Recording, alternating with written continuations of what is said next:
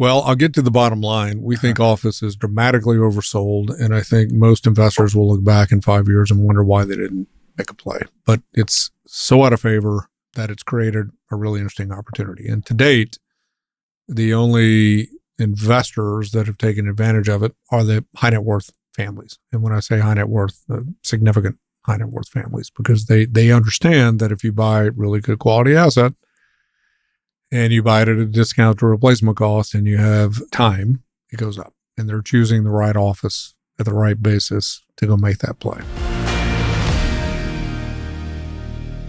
Mark, thank you for joining me today. It's a privilege, Chris. Thanks for having me. It's a privilege to have you here. I know today will be insightful. So I'll ask you a loaded question to start. You're the CEO of the capital markets team at JLL. So what is going on in the real estate capital markets at a high level? It's a pretty broad question there, but I'll do the best I can to answer it. So we have been stating the following to folks. One is that there really isn't lack of capital. And some people would debate that just because they can't get debt or they can't get equity, but the reality of it is they could. It's just a matter of price. Yep. And no one likes the price. So you've had a vast bid-ask gap between the buy side and the sell side if we're talking equity. And on the lender side, it's the same risk that they're trying to price. So They're going to be much more conservative than what folks were used to prior to the Fed raising rates the way they have. And then you're going to have the consumer of that capital, the borrower, going, well, gosh, I need something more than 40 or 50%, and I'd rather not pay what I have to pay, given where I'm come from. So there's been this bid-ask gap in both the debt and the equity markets. Having said that, if you found price parity between the two, no lack of people have plenty of capital. Yep. So that hasn't really been the issue. And we have done multiple $1 billion plus transactions where we met parity on price, either debt or equity. All right. So fast forward, the Fed has done what they've done. We're now at the point to where the Fed chairman has come out and said, we're going to begin to lower rates. Which in and of itself is interesting. And most of your listeners have been reading the press only. And the press has been quite negative on commercial real estate, which we did not agree with because, frankly, commercial real estate has performed. So there hasn't been a demand issue. The issue has been cost of capital and loan rebalancing or derivative contract expirations. And that is a result of an inverted yield curve where the Federal Reserve utilizing monetary policy to defeat inflation, which they needed to do. I mean, It just is a fact. But what people miss is that while that caused pain, it wasn't the real estate assets themselves were actually performing quite well during this period of time. It's just when your cost of capital increases 300, 400, 500 basis points, it makes debt service a little different. Yep. And it makes loan to values a little different because no one can agree on value. The inverse is true too. So when the short end of the curve, we'll call it a normalization of the yield curve, when that begins to drop, then real estate, by and large, with a few exceptions, office being one of them, self-corrects because the pain was not demand. Yep. The pain was cost of capital. But that's not getting any press right now. And I think what we've seen over the last quarter are several things. One is the sell side of the equation. So you've owned real estate for a while, if you've been in partnerships for a while, if you've been in a certain strategy for a while, if you've been with a certain GP or you've been with other LPs, once every 12 to 15 years, things change. And we're in the middle of one of those. So people, when I say people, capital, is looking at different strategies, different solutions, different GPs, different ways to play the current market, which is interesting. So change is happening there.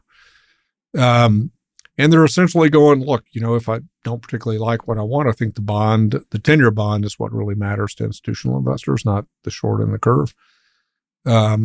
And they're thinking the bond is going to settle, who knows, right? But I'm just repeating, 3.5 to 4% in general. So they don't see that much yield compression, if you will, over a 10-year IRR hold over the 10-year risk-free rate. So we're kind of pat on where the 10-year bond might end up. Who knows again? And as a result, they're more convicted from a sell perspective.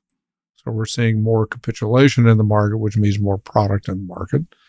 And as well, the buy side is getting much more positive on buying today at today's values and where the seller is willing to sell. So we see the bid-ask narrowing. So therefore, transactional volume, we're beginning to see come back a little. Now, remember, it's down 50% from normality, whatever you may want to call that.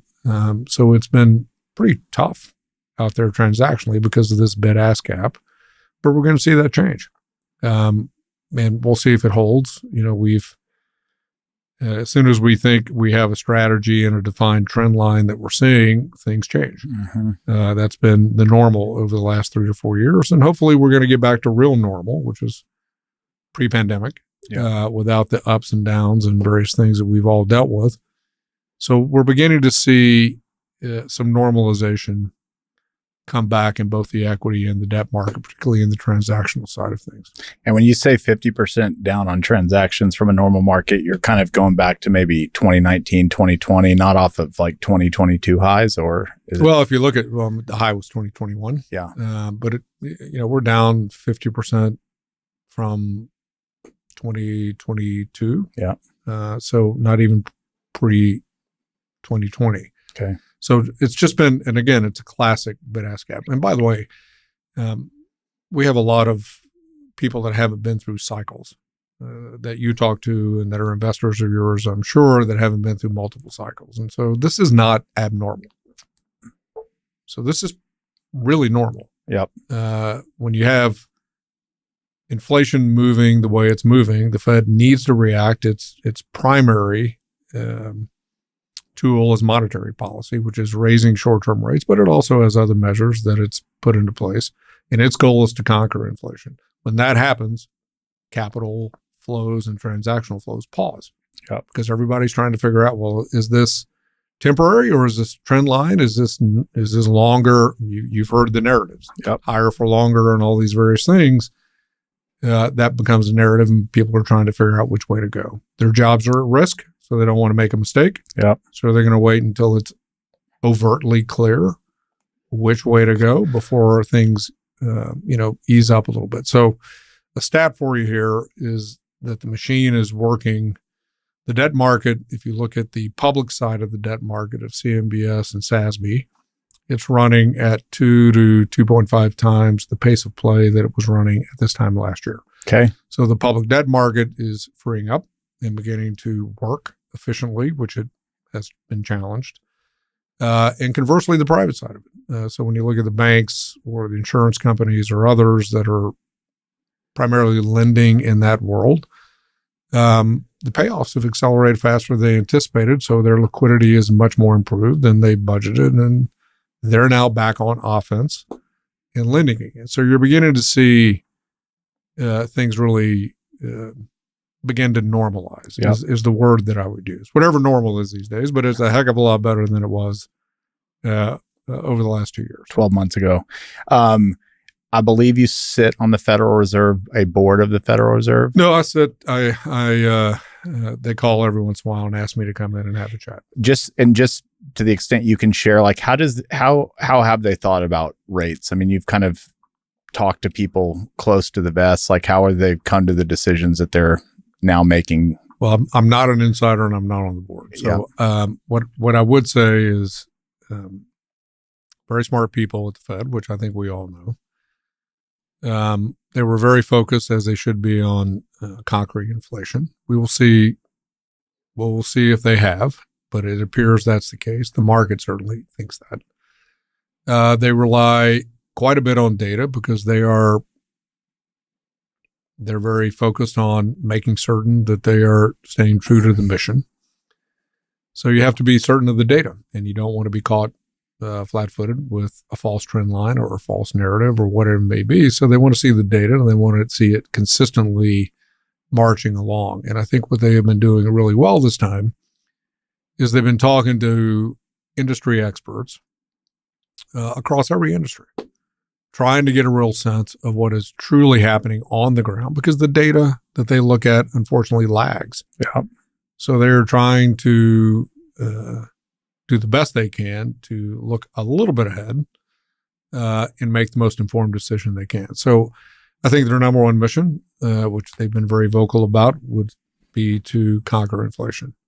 We'll leave it to your listeners and other practitioners to determine if that is the case. If you believe that is the case, yeah, which again, just to be clear, I'm not suggesting one way or the other, but if you believe they've done a good job, and if you believe that they have a mission to conquer inflation, then it's pretty likely at some point in time, then you'll see this normalization of the yield curve that Powell has indicated is likely to start happening.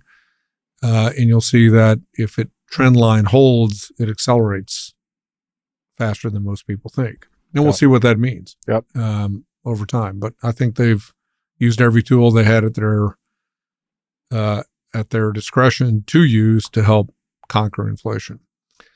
On that note, Chris, just because it has been a confusing time, even for people that have seen multiple cycles and do this every day, someone like myself. Yeah. And the reason it's a little more complex this time as an investor is the federal government has been spending an enormous amount of money and injecting an enormous amount of money into our infrastructure. There's plenty of bills out there, and everyone has a favorite moniker, but they have been spending quite a bit in the marketplace. So we'll call that the public side of the house. But at the flip side of it, and in a diametric opposite manner, the Federal Reserve has been restricting capital and money supply. So you've had these massive forces of government stimulus into the marketplace combating monetary policy. Well, that's pretty confusing. Yep. It's beginning to parse itself out, which is good for investors. I think what the investor needs is consistency in both narrative from the Federal Reserve as well as just month over month type data that we're beginning to see happen in the marketplace. So everyone should give themselves a little grace that it has been confusing, and it's been confusing because we've had two of our most powerful forces in the U.S. economy doing polar opposite things. Yep. On that note, when Goff was on earlier this year, he was just saying, I think kind of what you were just saying, but in typical rate hike environments and recessions, you lose a lot of the construction jobs, you lose a lot of, call it real estate related jobs. But if you talk to most builders today, anything they lost on the private sector, they've gained on the government sector doing infrastructure projects. So, and those are not really impacted by interest rates. So you can raise them as high as you want, not maybe as high as you want, but all those jobs are just ending up somewhere else where they're paid more to do more. And so it's been tough to monitor inflation. Well, probably my only value add to your podcast today is going to be that you should listen to John Goff versus myself. No, that is exactly what you should do, because he's right in that regard. So I wouldn't say it's resistant. What I would say is it is muted and taken longer for the Fed policy to work. Yep. For exactly the point he made. If rates start cutting, do buyers raise their bid or do sellers raise their ask? It's a great question. So let's talk about what I've just said. Okay. So what are the practical implications of capitulation from a sales side and more conviction from a buy side? Yep. So what are the practical implications? Well, one is you're going to have more product on the market. Yep. Normally, that affects price. Yep. Because investors have more options, right? Yep. If rates start cutting, at the same time, then you can manufacture a better levered yield, not unlevered, but a better levered yield to make pricing perhaps be more competitive. So you have those two forces at work. We'll see who prevails. But generally speaking, when you have a declining rate environment on the short end that is Federal Reserve led, it's generally because we have an issue in the economy. Yeah. So you have to start thinking now about demand. And I have previously stated that we really haven't had an issue with demand, that we've been fairly resilient in occupancies and various product types. Again, I made an exception of office, but generally speaking, there has been resiliency in demand. There have been pockets of oversupply in certain product types, et cetera, that have caused some rents to vary across the board. But generally speaking, it's been a pretty salty and good, I would say, demand side of the equation.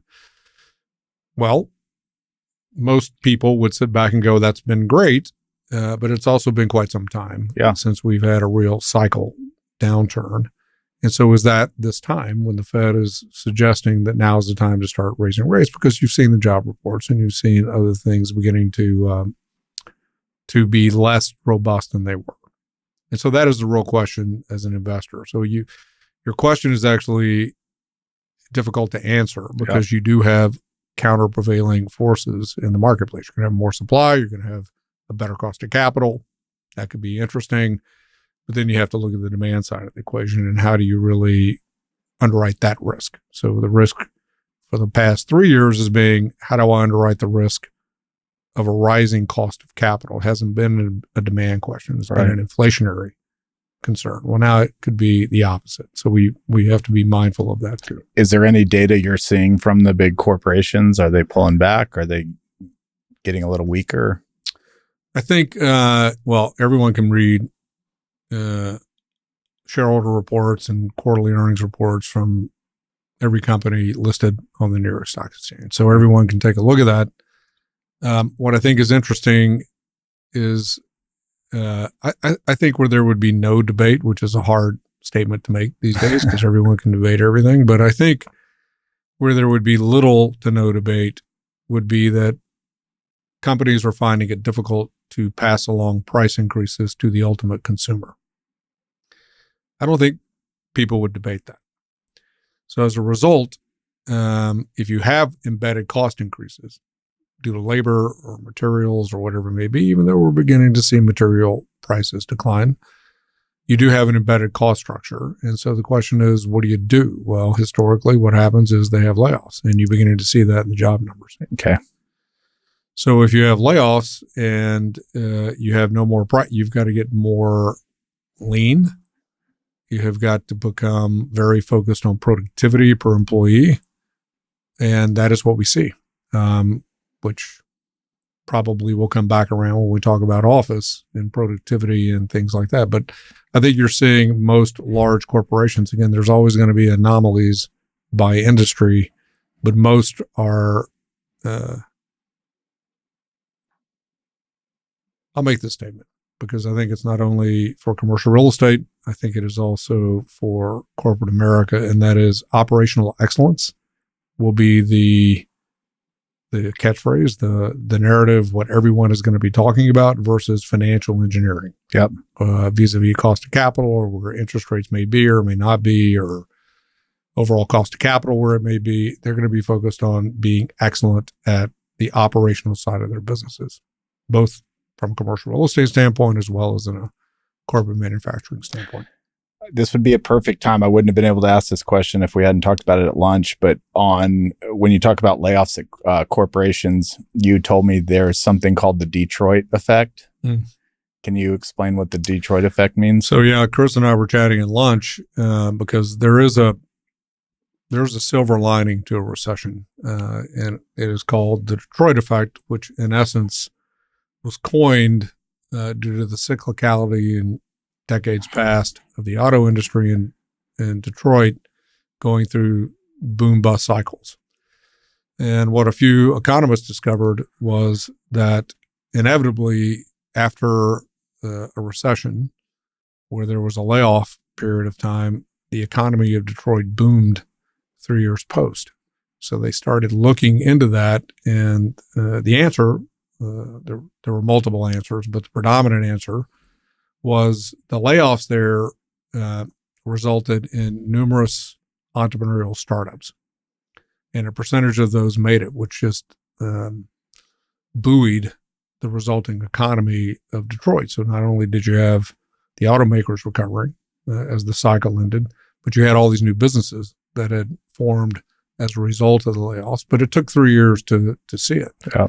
So that is the Detroit effect. And in a recessionary environment where you have an entrepreneurial framework, and you choose your city or your state, you have to have, a regulatory environment and an entrepreneurial, we'll call it VC, venture capital funding type situation. But we've seen this play out in multiple cycles over time.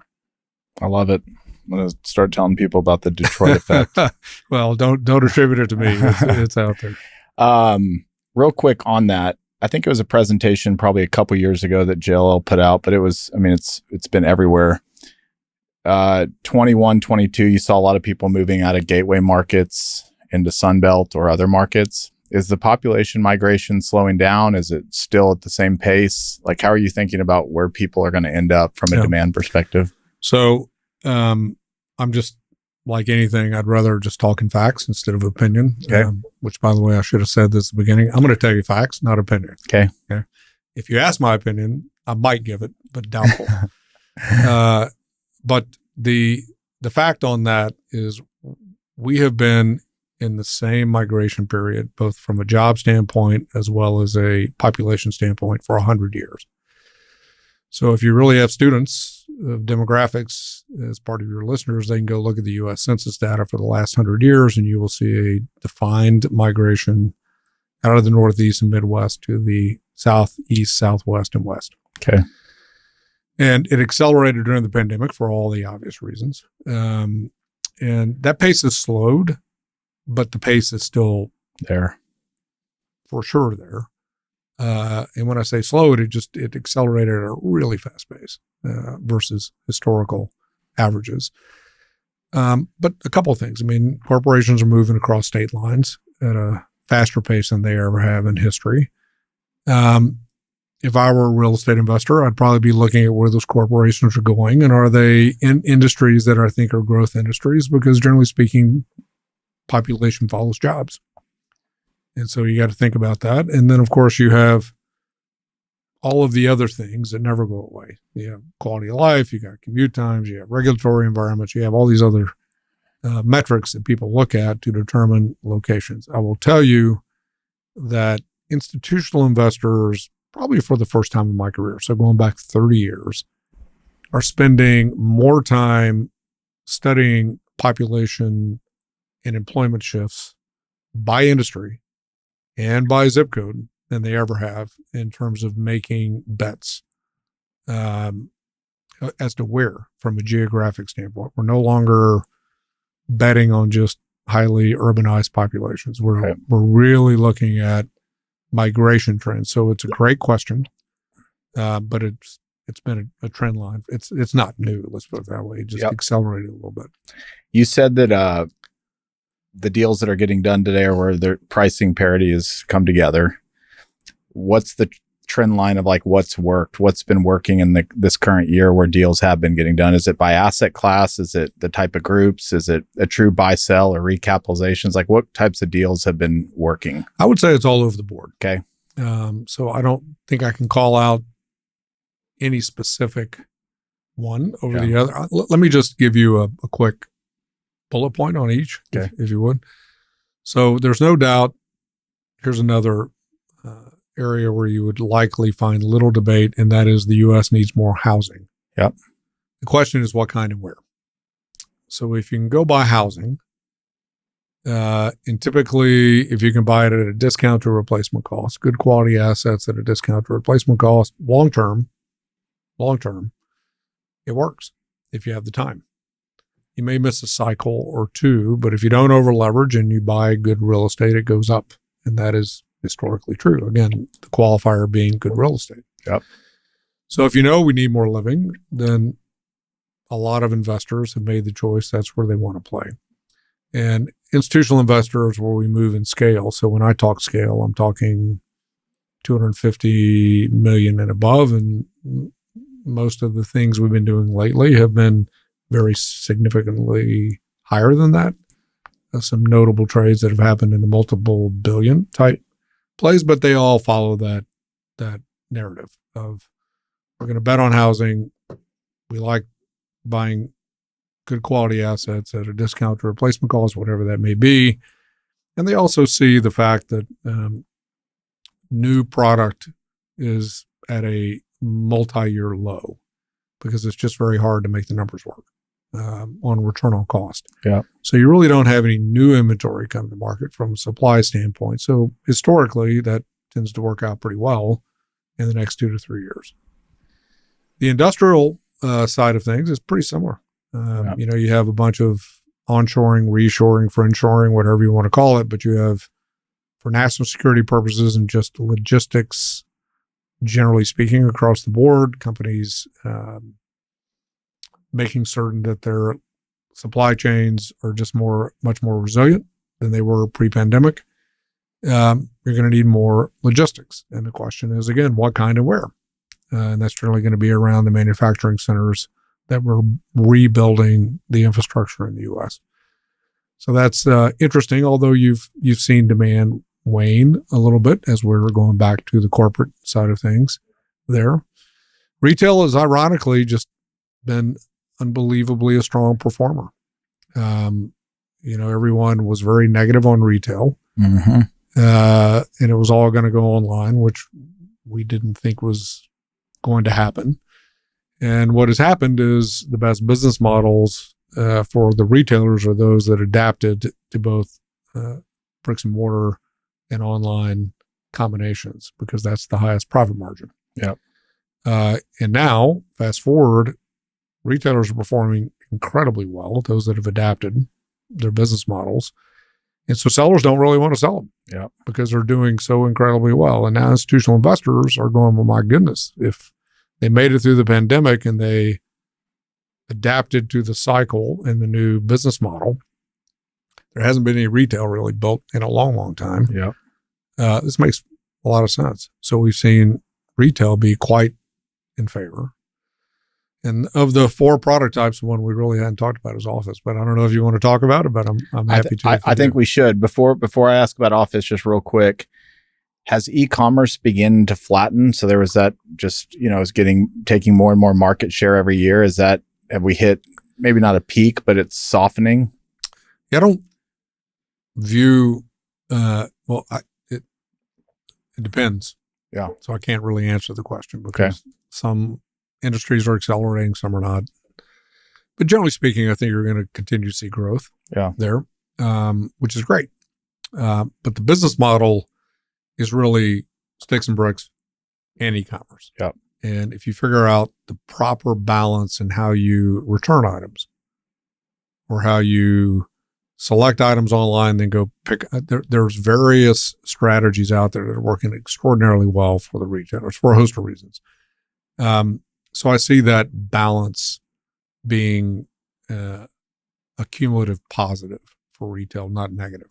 Okay. So the growth in online sales is not a negative for bricks and mortar retail. In fact, it's positive. Okay. And it will vary because for a host of reasons that we don't have time to get into. And really quick before I really do want to talk about office, but you mentioned not a lot of housing is getting built right now, which I guess would mean 25 and 26, there's not going to be really any deliveries.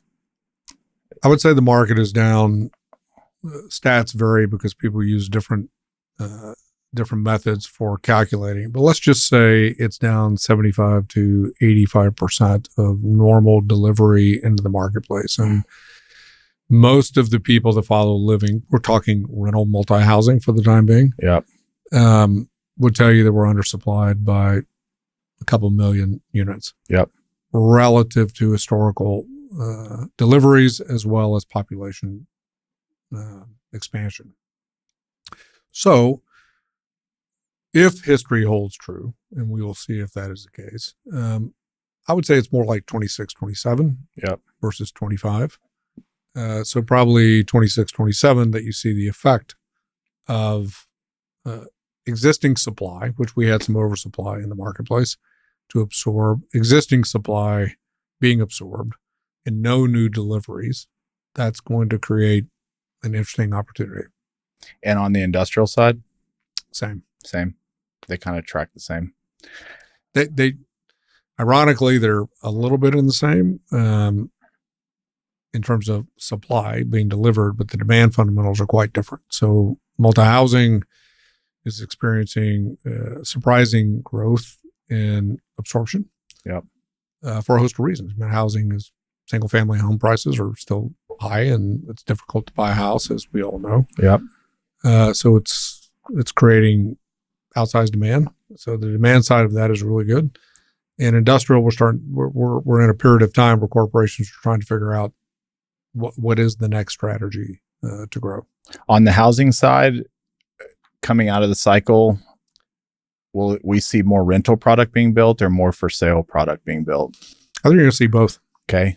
And of the rental product, obviously we need more affordable housing. Everything's expensive. What are you seeing? What deals are getting done on like a more affordable type product? Yep. I would say that it's a great question, Chris. A few things. One is affordability has always been a goal. It's just difficult to go. So for the first time in quite some time, you see business models of what we'll call merchant build, market rate, multi-housing developers and institutional partners of those developers begin to change business models to adapt to delivering a more affordable cost alternative to the majority of the population. So what does that really mean? Well, if you look at the average income in a given location within a 10-mile radius, they're trying to hit a 65 to 100% of the average median income of the population within that group. And they need to find rents that would be less than 35% of that discretionary income spend, generally speaking. So if you do that, you back into the cost and you see what you do. Well, how do you achieve it? Well, one is you get vendor relationships, so scale matters, which is good. So the larger players will have a cost advantage if they can standardize the product, which has always been the problem in multi-housing. But today you see highly entrepreneurial and very smart business people in the multi-housing space standardizing the delivery of a product. So the same number of 1 bedrooms and 2 bedrooms and 3 bedrooms, the same architectural design. So they're eliminating cost vis-a-vis architectural friction, but they are also eliminating cost by buying the same roofing systems and buying the same plumbing fixtures and buying the same lumber materials and all of the various things that go into a standardized product. They're taking a page. I probably should have said this.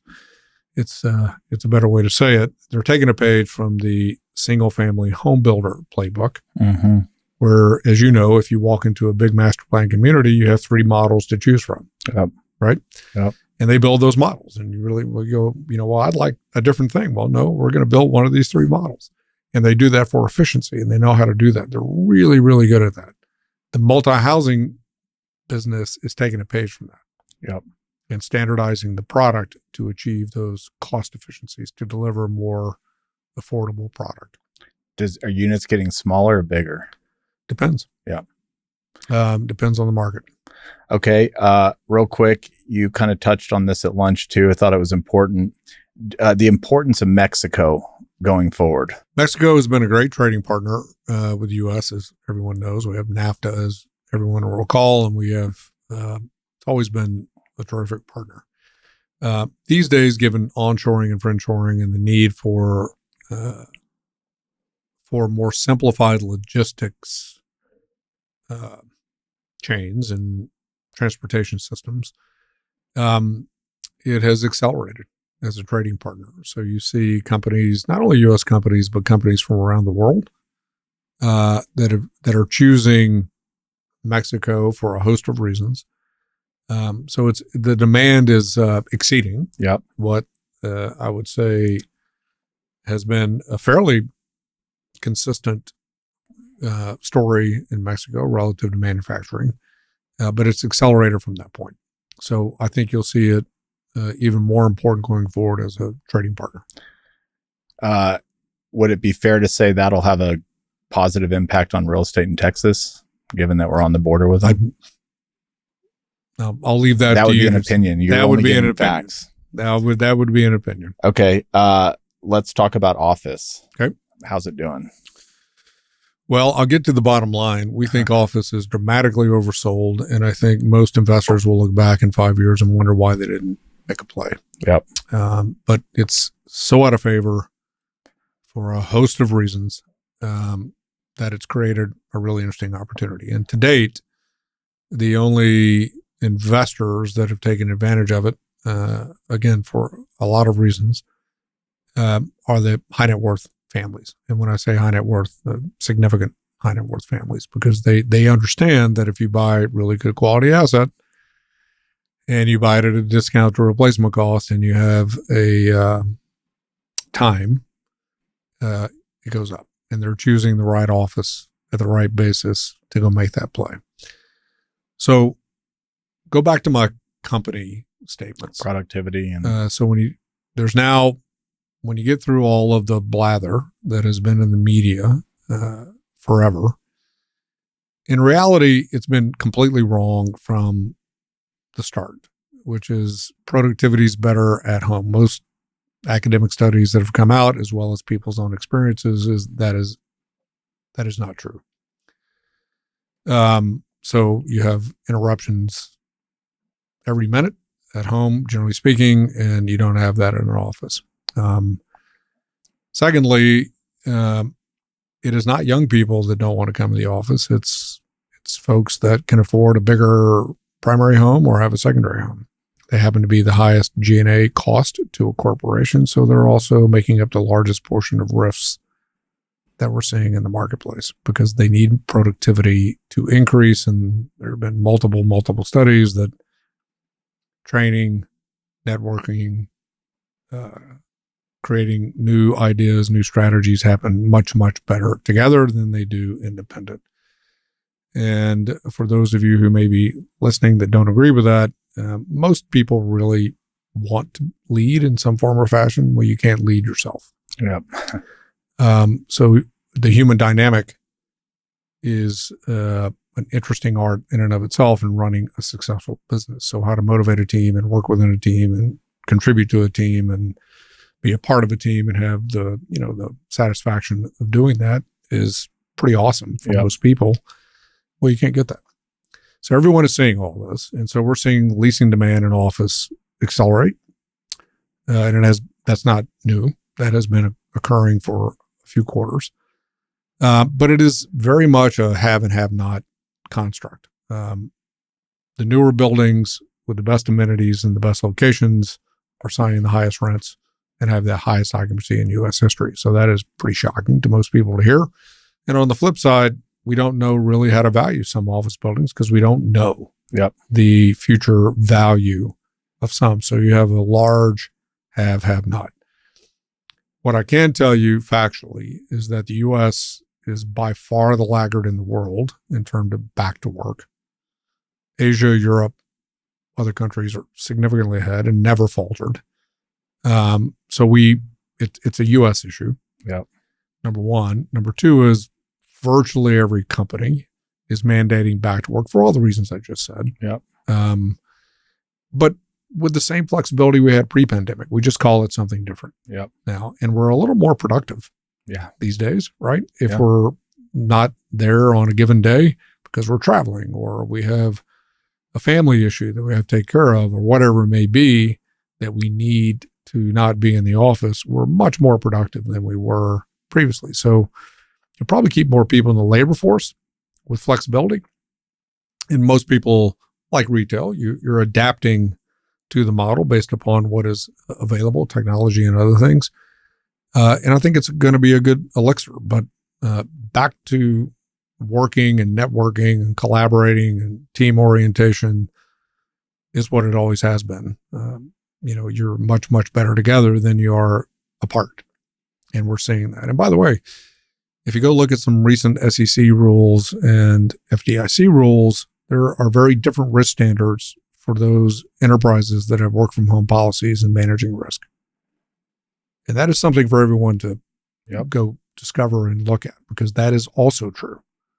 And it has been proven with a few bank failures and a few other things where the policies were not connected or enforced. And so you're seeing executives at the big corporations, the leverage seems to have come back to where there was a point in 2020, 2021 where they couldn't ask their people to come back. They just wanted them to stay. You also had a labor issue. Yeah. Demand was not so there were a lot of factors. You can't point a finger here.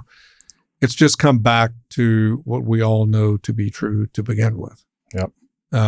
Which is we're better together. Do you think you'll start seeing, you said standardizing housing. Do you think you'll start seeing more standardizing in office where they just build things out? The TIs are what get. Yeah, I think you have a lot of really creative business people working on that. Yeah. In terms of standardization or modularization or lots of different things in office. I should also say, Chris, though, in the office side of it, there is going to be less demand for office because the buildings are more efficient. Yep. And companies are putting more workers together. And because they don't need certain things they used to have, they can take less space. Yep. So there's going to be less demand in general. And there's certain industries that really don't need to be in an office environment if you're performing a certain function. And that's also true. And that's common sense that you could think of. A call center is a good idea, or a good example, and some others like that. So there's probably 12 to 15% less demand, but the question is in what office space that is there. So I started off, sorry for the diatribe here, but I've never seen a product type hit as hard as office, where you have facts that would state differently, particularly in certain aspects of office. Certain aspects, the facts, what has been in the media may apply to, but it's just, I've never seen a narrative so dramatically skewed one way. Yep. And I think that's just because of what we've been through. Yep. None of us have ever been through a pandemic. We've never been forced to work from home. We've never seen these sort of things happen. So it's taken a while to work through it. What are lenders doing on office specifically? The ones that it's pretty clear they're out of favor. Like you kind of said, we don't know what to do with them. They might be worth land value, but there's a lot of debt in the market that's capitalized these things over the years. And lenders probably don't want them back. The operator didn't necessarily do anything wrong. They were just in office at an unfortunate time. In the wrong office. Yeah. At the wrong basis. So it's all over the board. Yeah. Here's the good news. The banks are very profitable in general. Their reserves are incredibly good relative to any time in history. And they're in solid ground. So they have plenty of flexibility to do what they deem best in the marketplace. And we have a lot of different strategies that banks are taking relative to problem assets in general. So it's not just office. Yeah. But office is expensive to carry, as you mentioned, with TI and a few other things that are part of that. So it's going to vary. Yeah. But I think what most banks will do is what they did in the GFC. So if we go back to the GFC, I will give credit to the Fed and to the government in general in terms of working through and giving flexibility to lenders and regulated banks, in particular, flexibility to do what they deem best for a given asset and a given borrower and sponsorship. So I think you're going to see smart policy employed, similar to what happened in the GFC. And I'll just remind everyone that everyone thought there was going to be this mass opportunity at the GFC in terms of, going back to TARP days and various things like that. And the same thing in 2020. And actually, they didn't materialize near to the rhetoric. Yep. Because you had the flexibility and the policy to make the right long-term decisions And I think you're going to see that play out here. You're going to have plenty of distressed office, don't get me wrong on that. That's probably the only product type you will see distress in scale of any sizable portion. But it's not unusual. It's things we have seen in the past in commercial real estate. This is not going to be one of these anomalies in the market. Foreign capital just versus domestic, is one wanting real estate in America more than the other, or it's? I think both are very energetic in investing in the U.S.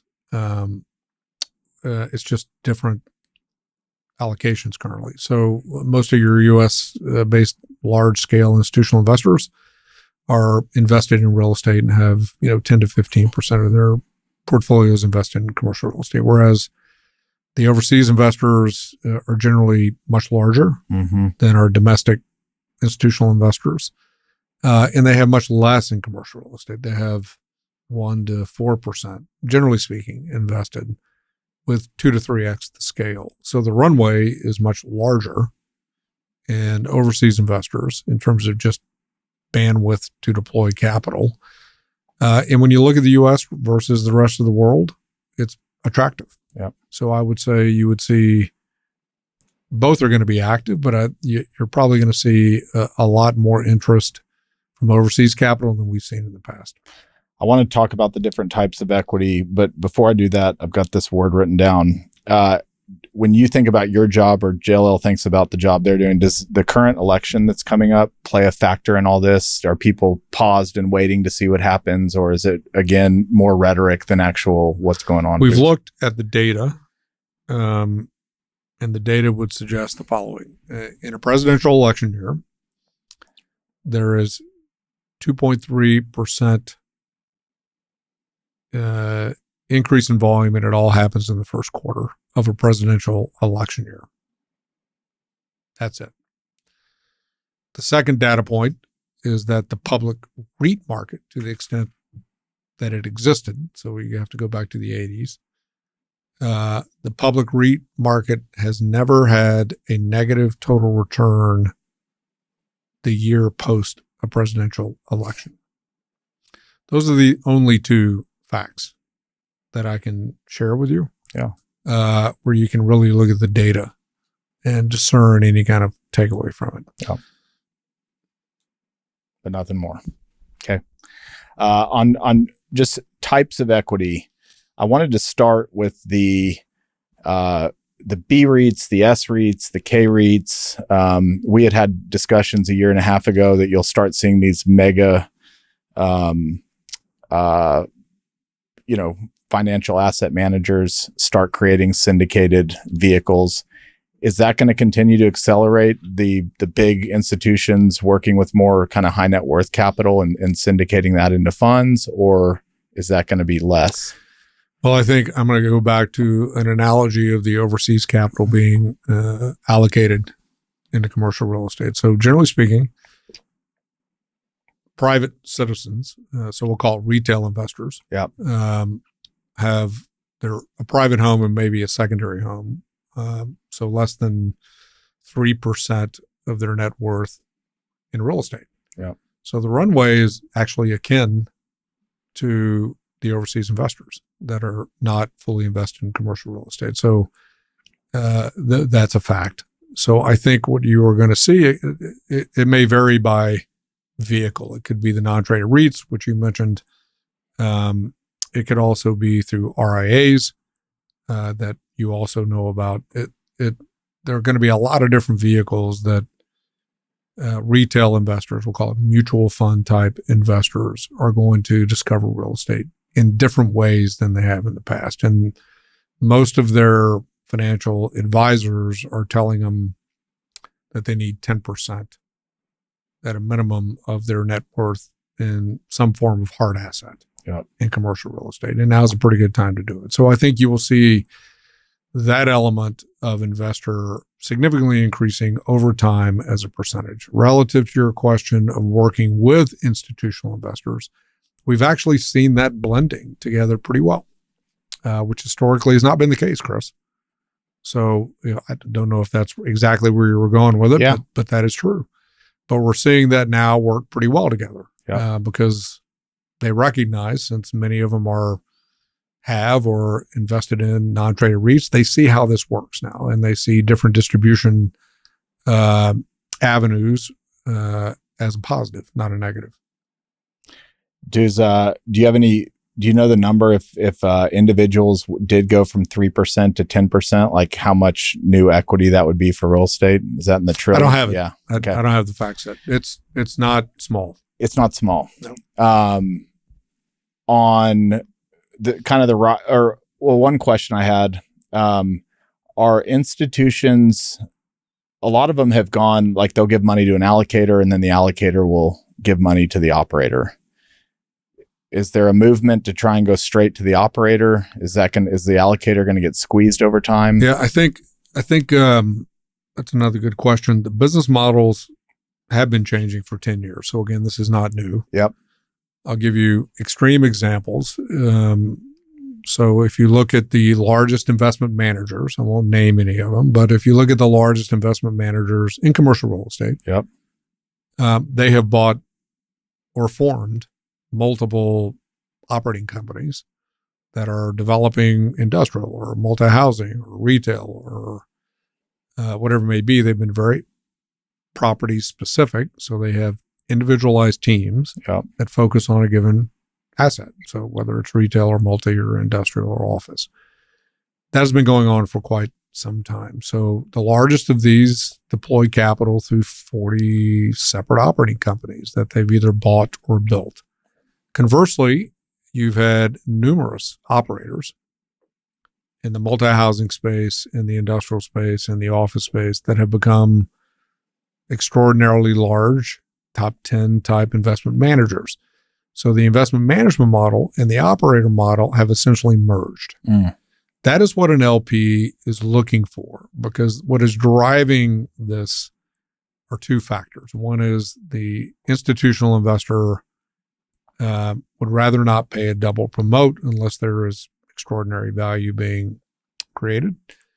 So in a perfect world, they would have one deployment and get both the operator and the investment genetic. And on the flip side, if you're the operator, you want an advantage to be able to buy when it's time to buy and not have to raise capital on an individualized deal by deal basis, right?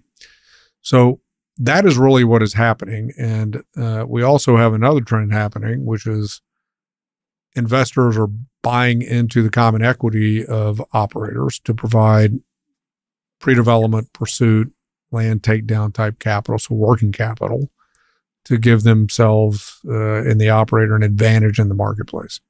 So what they see is proprietary deal flow, they see faster decision making, and the operator gets to take advantage of a current situation that may be very, very time sensitive to beat from a competitive standpoint. So all those factors are at work, but that has been shifting for quite some time. We're very involved in this trend, and I don't think any of your listeners that are in commercial real estate full time would see that as a surprise. On not the trading of real estate assets, but of just pure M&A in companies, are you seeing a lot of M&A of real estate businesses selling? You're not seeing in the public market because the capital formation in the debt and the equity has been absent because of the bid-ask gap. Right? Okay. But generally now the public market is marked. Yep. So if you go look at the public REIT market, ironically, they're on offense. So I think you will see, and we talked about the debt market opening up and various other things. I think you will see M&A in the public side of things increase just because of the formation of capital will allow it to happen. Plus you have an equalization of NAV and trade price. Yep. We have been very active in the private side of M&A.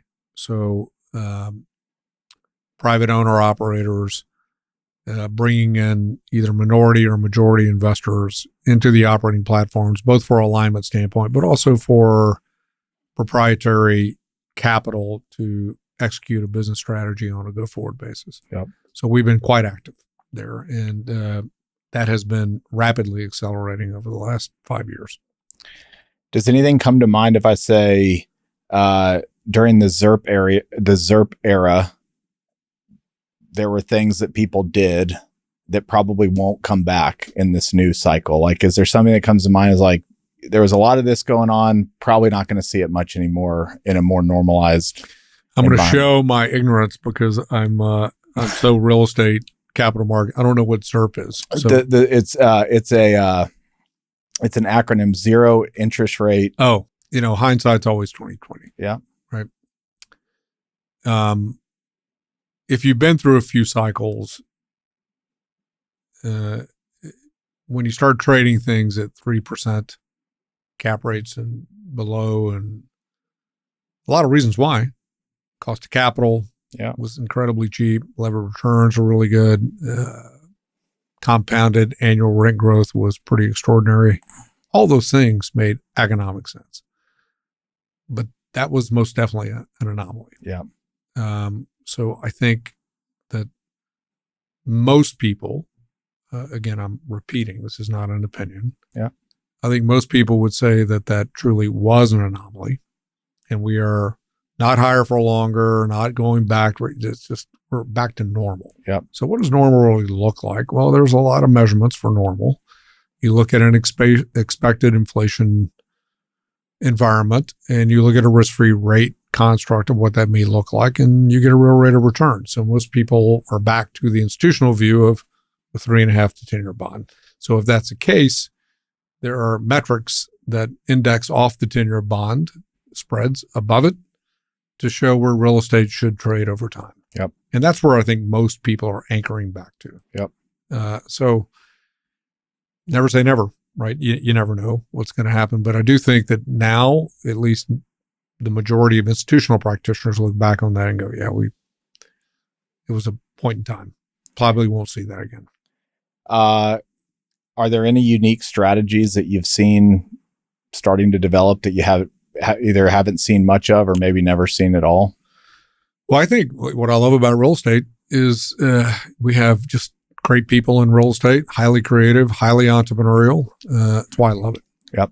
The personalities in real estate are unlike any other industry, I think. And I'm challenged every day by the intellectual ingenuity of the participants in all aspects, whether it's in the leasing business or the ownership business or the management business or the capital markets business or the investor business. We're just a highly creative entrepreneurial industry. So yeah, I see unbelievable changes there. What we have been advising, just capital flows, because one thing we do know is just given our volume that we price every day, which is in the multiple billions, it gives us insight in terms of where capital is not going. Yep. Which therefore, depending upon what side of that fence you want to be on, it's either an opportunity or either go with the flow or you go against the flow. It's one of the two. So we've been stating to several clients that it's a good time to buy core because core capital has been absent from the marketplace institutionally. And it's primarily been high net worth and separate accounts that have been buying core. So we said, look, if you want to buy core at today's prices, you're going to have a lot more competition in the near future than you have right now. So that would be a good strategy. And we're beginning to see institutional core capital emerge again. So that is happening before or as we speak today, particularly over the last 30 days. We've also been suggesting that everyone, aside from buying core at discount to replacement costs, which we've talked about, is there's no, again, debate on needing more housing and there's no debate on needing more logistics. And the question is where and what type. And there's highly creative folks that are going, I think I figured this out. Yep. And we're going to go build that. We're fans of that because we do see, because we're so active, we have a very commanding market share in raising equity for to-be-built industrial and multi-housing historically in the United States. And the business and the deliveries are down so far that we know there's going to be a need for this in 26, 27. We just can't make it up. Yep. So we have been suggesting those items. And again, for opportunistic capital and folks that can see past the rhetoric and into the facts, we think office again is is not for everyone. Yep. And when I say office, there's certain office, Yep. not all office, because again, I go back to the great divide of the have and the have-nots in office.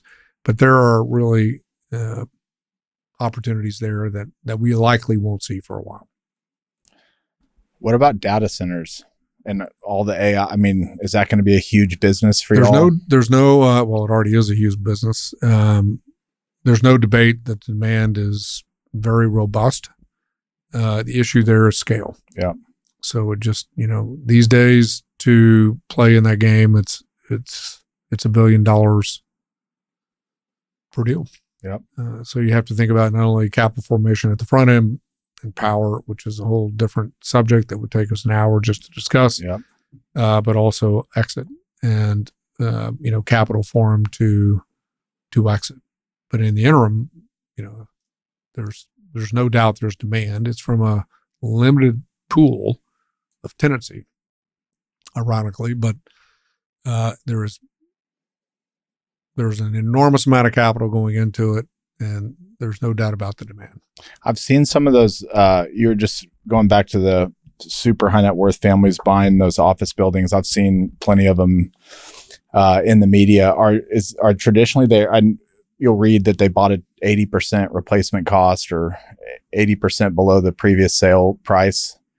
Are they generally just buying the asset and just sitting on it, or are they actually trying to get it going immediately? Or is it like, let's just hold this for 5 years, let the market come back, and then let an office operator come in? And I think the trades that we have been involved in, which have been quite a number, particularly on the loan sale side, on behalf of banks, but also on the individual asset sale side, they're very active owners.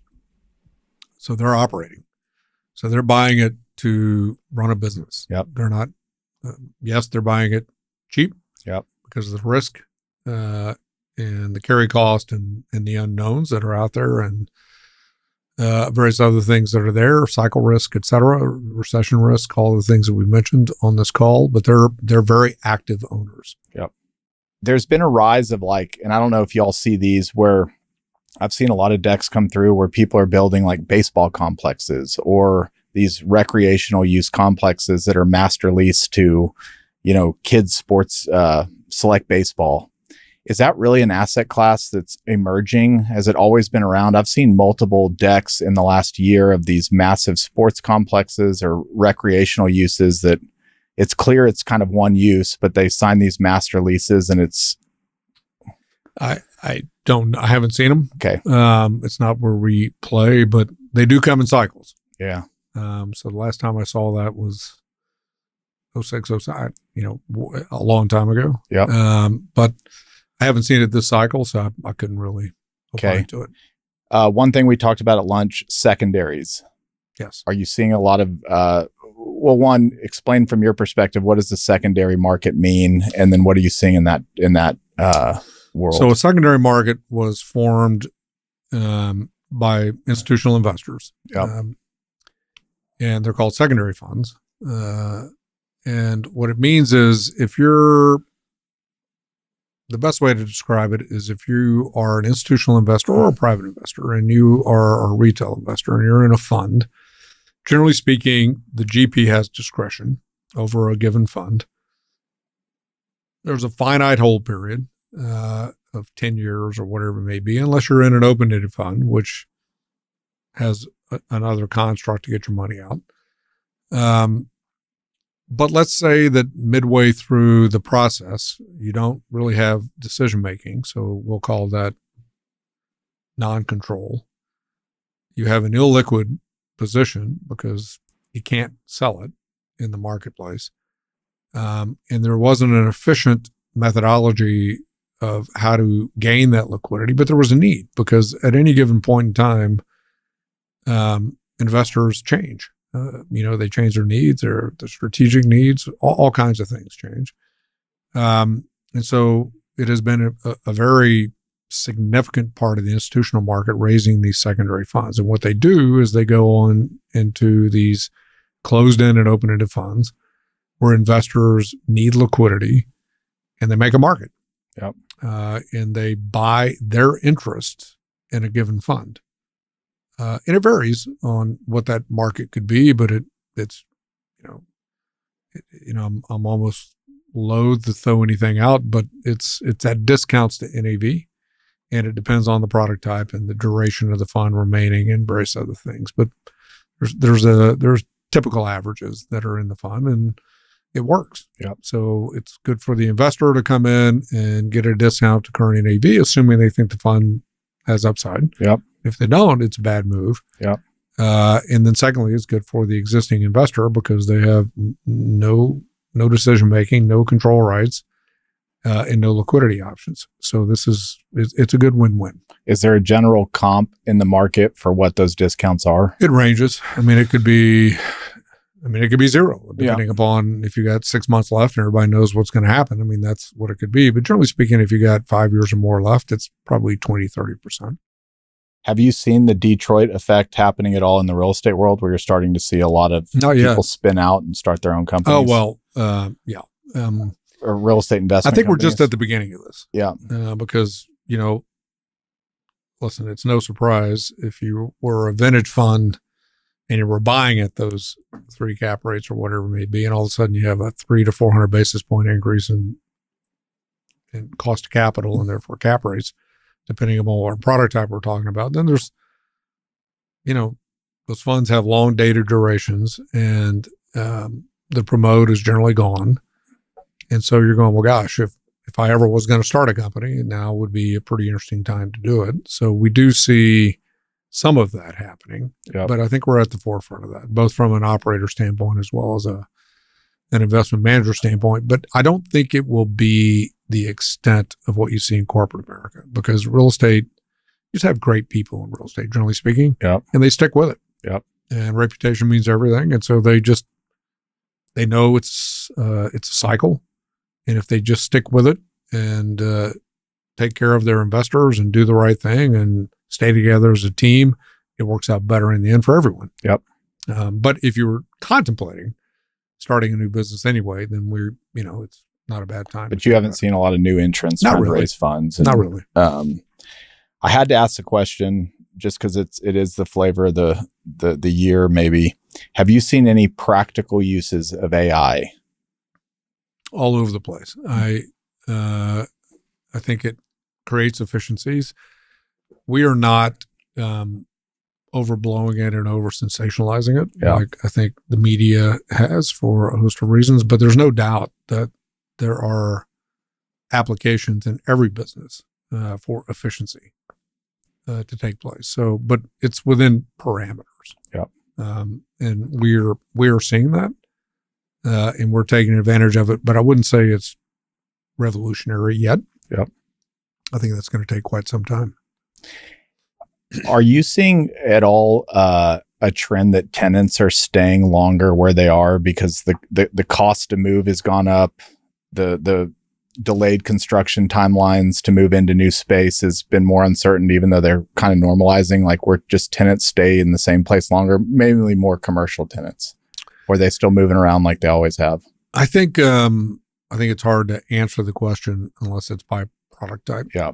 So I couldn't generalize, but I would say there's always an element of risk and cost to move. So people would rather stay where they were just from a cost standpoint, unless the building has gone down operationally. So I'll go back to my operational excellence comment, because I really think that is, there's 2 takeaways that I've mentioned so far. One is operational excellence instead of financial engineering. The other is listen to John Goff instead of me. So those are the 2 takeaways. But I would say that I really believe that if the building that they are in, so we'll talk about an office building, has been well maintained, well operated, it's just expensive to move. So unless there's no space there or other prevailing needs in some form or fashion, I think you'll see people stay. But again, we see migration. I mean, there's no doubt about it. So but it would be difficult for me to really pinpoint the moves unless we had a specific submarket or a specific building type in a given location. Okay, so we'll finish on just transactions again real quick. That's what everybody wants to know about. Are y'all forecasting 2025 to start picking back up? Well, I've already stated that we are seeing the bid-ask gap narrow. Yep. So with that statement, we should see increasing transactional flow. Yep. But we don't know. Yep. Right. I mean, you could have a macroeconomic issue that we don't foresee. You could have a rapid shift in inflation that we don't foresee, which causes a bid-ask gap to reoccur. I mean, there's so many variables that I'm hesitant to forecast anything, particularly over the last 3 to 4 years. But if the trend line holds, then we should see increasing transactional and then activity. One more question. Will transactional activity look like buying and selling the asset, or will that look like more transactions throughout the capital stack to begin, or they'll both? I think it's all over the board. So I think you'll see buying and selling. You got 1.5 trillion maturities over the next 2 years. That in and of itself is a catalyst. Doesn't mean it's going to happen, because the banks now really want to keep the vast majority of good sponsors and good assets for a host of reasons. But that's a lot of catalytic power potentially in the market transactionally. And you're going to have, again, there's no lack of capital, Chris, at any element of the stack. In fact, I would tell you there's probably more preferred equity and mezzanine debt to deploy than there is need. Yep. So there's a lot of it out there. But you also have a lot of formed equity and a lot of senior debt as well. So I don't think there's a lack of capital. I think it will play in all aspects of the capital stack, but there will need to be a trigger. There needs to be a catalyst. One is a debt maturity. One is a derivative contract expiration. One is a fund life coming to fruition. One is change in GP. One is, there's an enormous number of triggers out there that could happen. But generally speaking, when we go through what we've been through, and you've had a sobering realization and objectivity hit the marketplace, people are just looking at, okay, do I stay here and do I see value accretion from this point forward? And if the answer is I do, but I see a better use of capital if I get my liquidity now and go redeploy in a different strategy, that's where we are right now. So you have a lot of people doing the buy, sell, or the sell, hold analysis in that fashion. Yep. Let's analyze where we are. If we think we've gotten the majority of the upside out, we don't see that much more relative to other options that we have in commercial real estate today. It's staying in commercial real estate, which is good. Then we'll go ahead and trade. And we're beginning to see those types of decisions opt for a transaction. Is there any kind of trend as far as capital wanting to be more permanent versus cycle in and out every 3 to 5 years? It's interesting. Here's the best way to say it. The one fact and constant about capital is that it changes its mind. So it could be long dated capital, and in 3 years goes, you know what? I think I'm done. We saw what we needed to we've seen what we needed to see in value creation. We're going to go ahead and recycle because they see a better opportunity. And then you have certain investors, primarily high net worth investors, that are investing for wealth protection and wealth preservation. And they see real estate as a great hard asset to preserve wealth over time. And when I say time, generations. Yep. And you see a lot of very, very wealthy high net worth families that built their wealth through holding real estate for a long period of time. So we do see that pretty constant in the high net worth arena, but not really in the institutional arena. And the high net worth, family office, high net worth, you're seeing these mega family offices or multi-family offices? Is the trend to try and stay a family office rather than give it to some big institutional wealth manager? Are you seeing more? Yes. Yeah. Well, so an interesting stat that we would give to you, but I'll get the data wrong, but 2/3 of the family offices have been initiated or formed since 2005. in the United States. And they're now multiple trillions of AUM. So just think about that. So 2/3 in the last 20 years. And that trend line is not stopping. Yep. So I would say that relative to what had been done we'll say early 2000s, they're staying a family office and getting professional management as a CEO or others, but not handing it over to an institution, rather running it as a family office. In some cases, the families remain on the board, but not as part of the management team. And it varies, and everyone's got a little different view of it. But I see much more staying a family office than I do handing it to an institution. All right, Mark, thank you for joining me today. I'm sure I've bored everyone to death. This was awesome. It's been great to see you, and I really appreciate the invitation. Thank Chris. you for the opportunity. It was awesome to be with you. You bet.